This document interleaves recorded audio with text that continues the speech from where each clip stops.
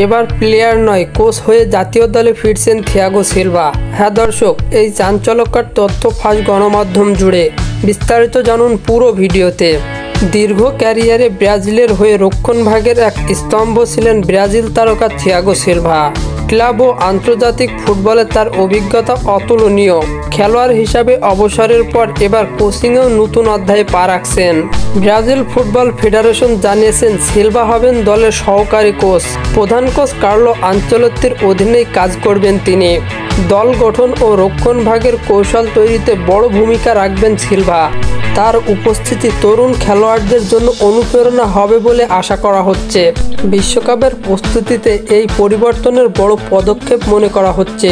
Silva নিজেও জানিয়েছেন দেশের জন্য নতুন ভূমিকায় কাজ করতে পেরে তিনি উচ্ছ্বসিত। খেলোয়াড়ি জীবনে তিনি নেতৃত্ব, শৃঙ্খলা এবং দৃঢ়তার উদাহরণ রেখেছেন। এখন সেই অভিজ্ঞতা কোচিংয়ের মাধ্যমে দলের মাঝে ছড়িয়ে দিতে চান।